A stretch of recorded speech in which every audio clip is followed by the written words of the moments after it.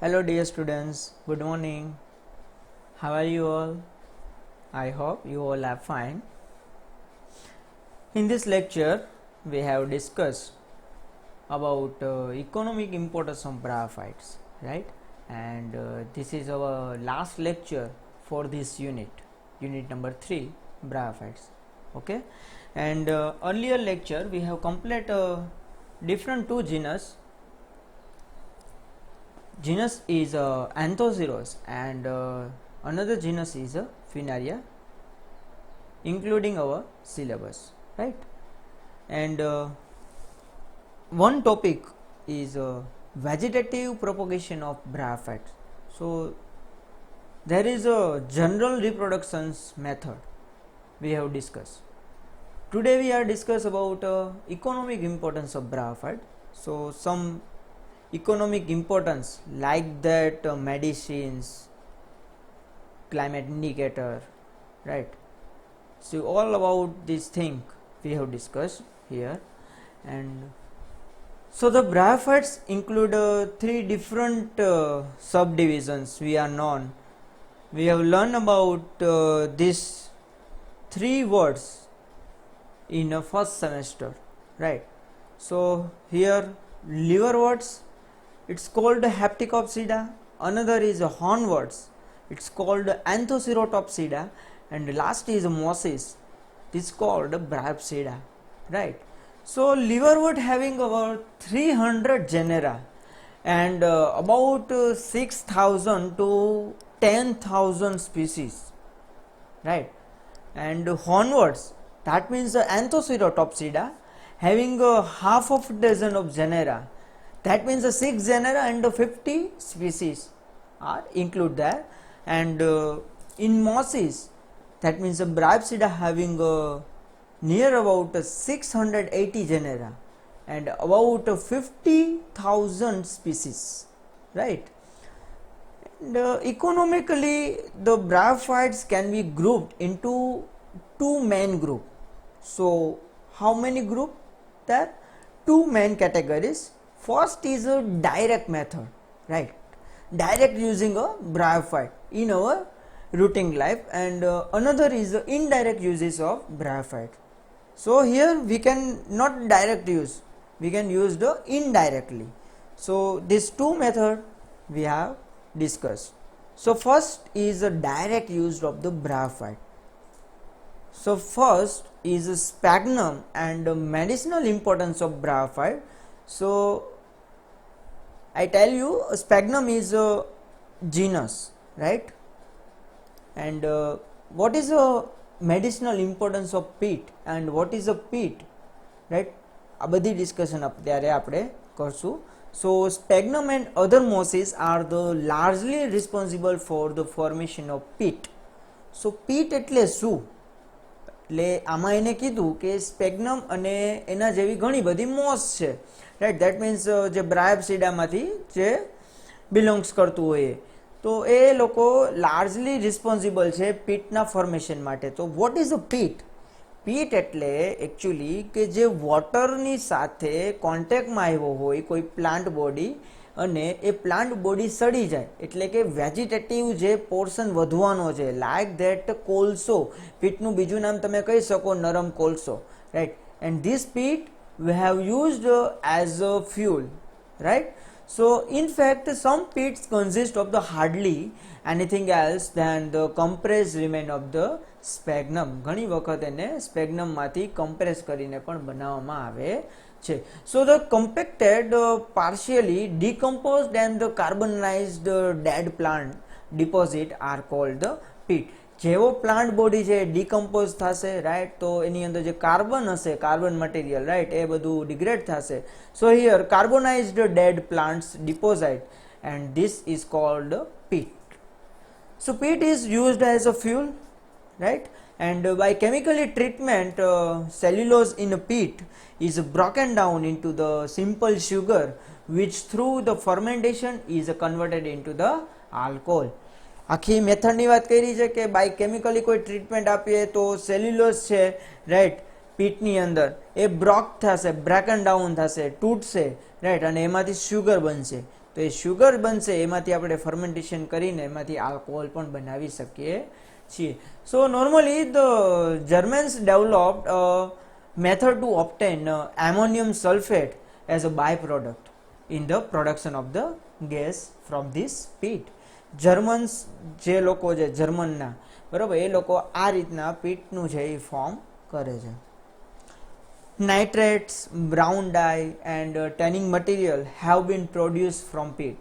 પીટની અંદરથી આ બધા મટીરિયલ્સ છે મળી રહે છે. બ્રાઉન ડાય પણ મળે છે, નાઇટ્રેટ્સ પણ મળે છે, અને ટેનિંગ મટીરિયલ્સ મળે છે, right. Tanning materials is also secondary metabolites some plants. So the other products of the industrial uses of this peat are the peat tar, ammonium and the paraffin. This is another form, right. Sphagnum and peat are also of the great used in the horticulture. So dry સ્પેગ્નમ, જે સુકેલો સ્પેગ્નમની જે plant body હશે એની વાત કરીએ. So the dry sphagnum and moss peat for the ability to hold water, right. વોટરને એક જગ્યાએ store કરવા માટેની કેપેબિલિટી, એબિલિટી આની અંદર છે, right. So another importance of the packaging material, right. આપણે કોઈ મટીરિયલને પેક કરવું હોય તો એના માટે પણ આનો યુઝ કરવામાં આવે છે. લાઈક ધેટ કેવું પેકિંગ મટીરિયલની વાત થાય છે તો જે શિપમેન્ટની અંદર યુઝ થતું હોય, રાઈટ, કે જે શિપની અંદર જે પણ આપણે પાર્સલ મોકલતા હોય છે એની અંદર પણ ઘણી વખત યુઝ થાય છે. Like that live plants, cut flower, vegetables, perishable fruits, bulbs and tubers. આ બધા મટીરિયલને પેક કરવા માટે આનો યુઝ કરવામાં આવે છે. કેનો? કે જે ડ્રાય સ્પેગ્નમ હોય અથવા મોસ્પી ડ્રાય સ્પેગ્નમમાંથી જે પણ મટીરિયલ બનાવશે, બરાબર, એ લોકો એનો યુઝ કરવામાં આવે છે આ બધી વસ્તુને પેક કરવામાં. કઈ વસ્તુ? લાઈવ પ્લાન્ટ્સને લાવવા હોય, ફ્લાવર્સને લાવવા હોય, સેપરેટ ફ્લાવર્સ હોય કટ થઈ ગયા હોય તો એ થોડાક ટાઈમમાં સુકાઈ જાય, તો એવા ફ્લાવર્સને આની અંદર પેક કરીને લાવીએ તો શું થશે? એ એવી ને એવી કન્ડિશનમાં રહેશે. So various products of the industrial use such as acetic acid, methyl alcohol, humic and allied acids, carbonic acid, paraffin, naphtha, mantan wax and the lignin used in the making plastics, right, and have been obtained from the peat by the different method, right. આ રીતની ઇન્ડસ્ટ્રીની અંદર use કરવામાં આવે છે. In several countries like the European countries, and in European countries especially Finland, Sweden, Ireland and West Germany, and another is Canada and Russia, peat is very important as a fuel and being used for the generation of the power, right. અત્યારે આપણે જે રીતના કોલનો use કરીએ છીએ, right, fossil ફ્યુલ્સનો use કરીએ છીએ, petroleum product and call and the natural gases, same as like European countries are the use of this peat for this generation of power. And in Ireland 38% of the energy is generated from this peat, right. Another way of use, medicinal use of the bryophytes. So here another species, right, liverworts, name is Markinsia polymorpha. This also bryophytes and belongs into liverworts, and this Markinsia polymorpha has been used to cure pulmonary tuberculosis. This is a disease name, right, and affection of the liver. આ બંને ડિસીઝની સામે એ protect કરે છે, રજિસ્ટ કરે છે, right. તો એની અંદર આનો યુઝ થાય છે. એન્ડ ડ્રાય સ્પેગ્નમ, સ્પેગ્નમની ઇમેજ આપણે આગળ જોઈ લીધી છે. In dry sphagnum is boiled in water and the decoctions is used in the treatment of the acute hemorrhage, right. આપણે એક્સિડન્ટ થયું હોય તો માથામાં લાગે તો આપણે એમ કહેતા હોય હેમરેજ થઈ ગયું છે જેના લીધે ડેડ થઈ જાય. સો acute, that means તીવ્ર. સો there acute hemorrhage and the disease of this eye, એની સામે પણ પ્રોટેક્શન માટે રજિસ્ટ માટે હેલ્પ થાય છે, right. So this is a medicinal use of this bryophyte.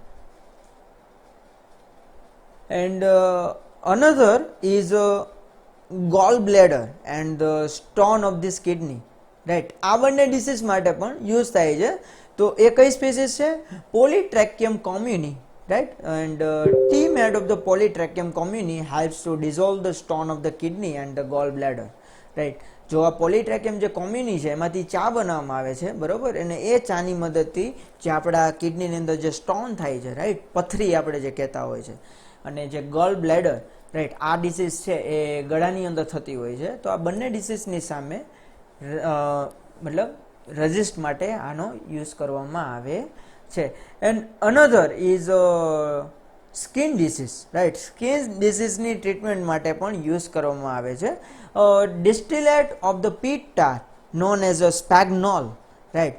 જે પીટ ટાર, રાઈટ, આપણે વાત થઈ છે આગળ, અલગ ફોર્મ છે. તો પીટ ટારને આપણે ડિઝોલ્વ કરી દઈએ, રાઈટ, તો એને કહેવાય છે સ્પેગ્નોલ. And this Spagnol has been effectively used in the treatment of the skin disease, right? So this is a medicinal use of this bryophyte. Another point is antibiotic activities of this bryophyte. So antibiotic activities તો ખબર જ હોય બધાને, right? So petroleum ether extract of two species of the mosses, namely Barbula, right?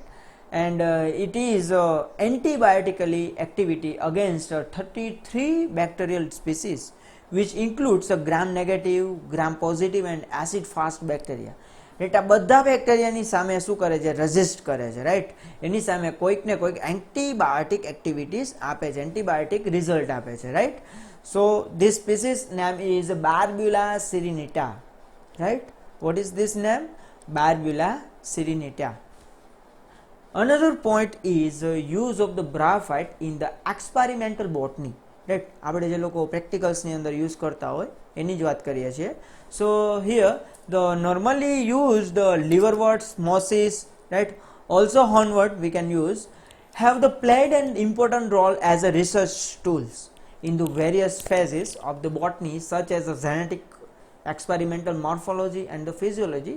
This all topics is used in the research topic, right. જે આપણે લોકો further work કરતા હોઈએ છીએ, રાઈટ, રિસર્ચ માટે આનો યુઝ કરવામાં આવે છે. Normally liverworts and mosses are used there.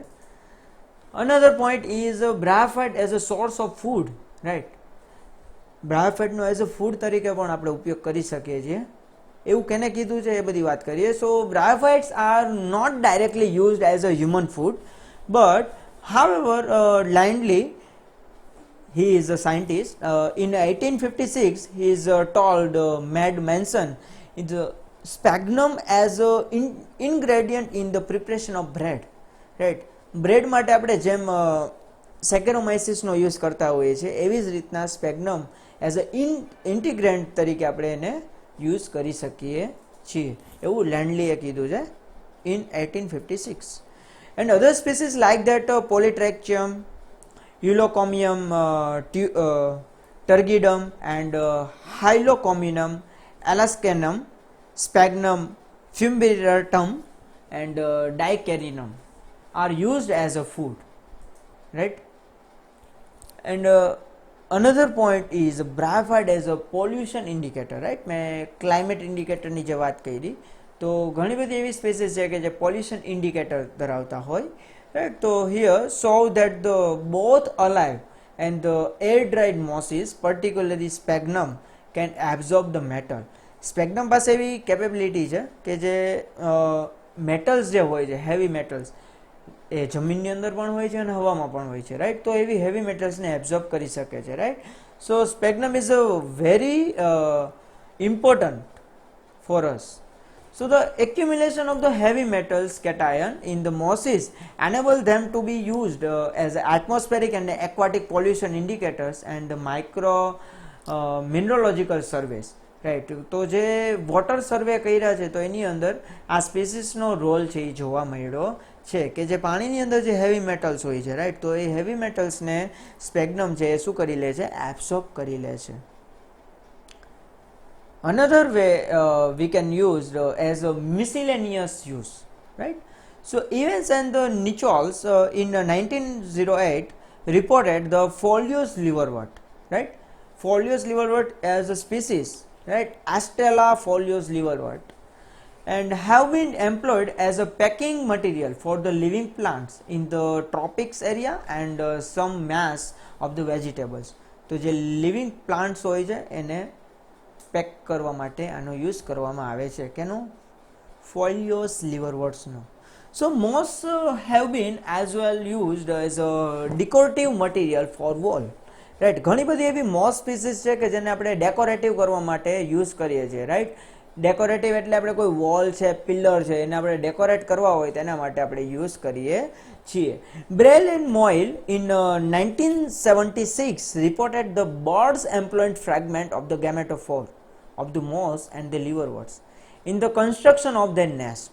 Right, Breil and the મોઇલરે એવું રિપોર્ટ કર્યું છે કે જે બર્ડ છે એ એકચ્યુઅલી ફ્રેગમેન્ટ ગેમેટોફોર છે એને બનાવવા માટે હેલ્પ કરે છે અને આ જે મોસ અને લીવરવર્ટ છે એનો યુઝ કરીને પોતે એનો રહેવા માટેનું નેસ્ટ બનાવે છે, ઘર બનાવે છે. Right, so this type of use is this species. Yes, અહીંયા આપણે જોઈ શકીએ છીએ decorated wall by this mosses. Right, વચ્ચે અહીં તમે જોવો છો ને એ બધી મોસ છે. રાઈટ, તો આવી રીતના મોસનો યુઝ કરીને આપણે વોલ છે ને ડેકોરેટિવ કરી શકીએ છીએ. લાઈક ઘણી બધી એવી હાઈ, બહુ જ એવી સારી એવી હોટલ્સ હોય છે. રાઈટ, કોઈ એવી બિલ્ડિંગ્સ હોય છે, અપાર્ટમેન્ટ હોય છે. રાઈટ, તો એ બધી જગ્યાએ તમને આ ટાઈપ્સનું જોવા મળે છે. And another method is indirect use of the bryophytes. Right, so how do we can use? So ecological importance as well as the aids in the soil conservation. Right, so how to we can use the soil conservation? Right, તો bryophytes છે એને આપણે કઈ રીતના soil કન્ઝર્વેશનની અંદર use કરી શકીએ છીએ. So the moss prevent the sheet erosion of the soil.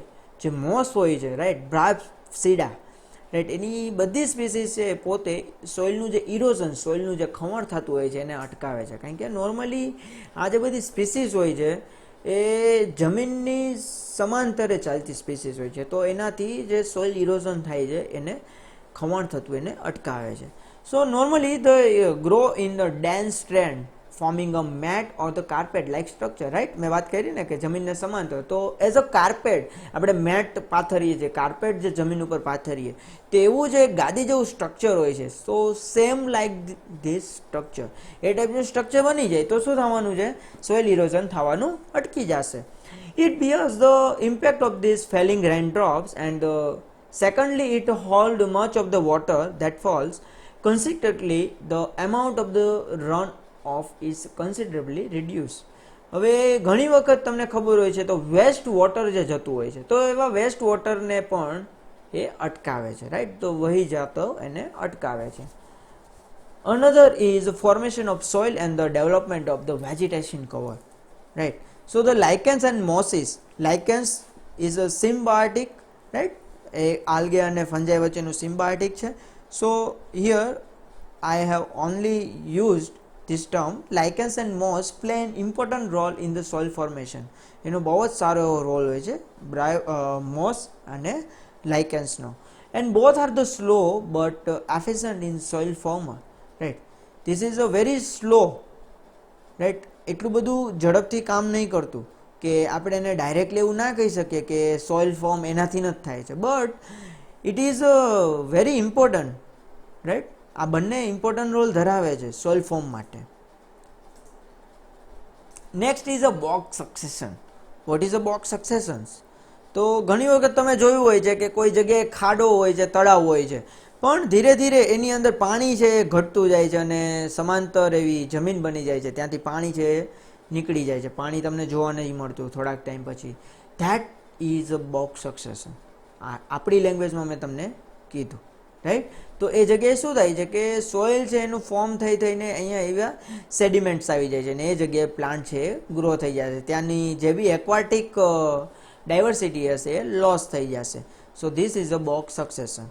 So moss play an important role in the box succession from the open water to climax forest. Right, તો એની અંદર આનો સારો એવો રોલ હોય છે. પછી આ પાણી છે કોઈ પણ સંજોગે ઉડી જાય અથવા ત્યાં પાણી સુકાઈ જાય પછી એમાં માટી આવી જાય અને ત્યાં આપણે પ્લાન્ટેશન કરાવી શકીએ.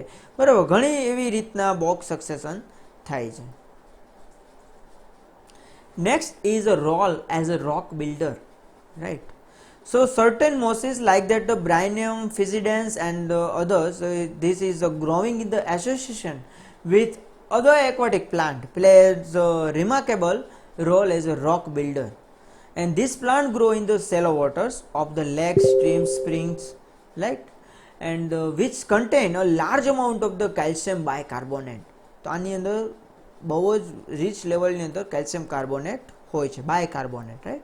સો the plants bring about the decomposition of the bicarbonic ion by the abstracting free carbon dioxide. આની અંદરથી આપણે એક્સ્ટ્રેક્ટ પણ કરી શકીએ છીએ.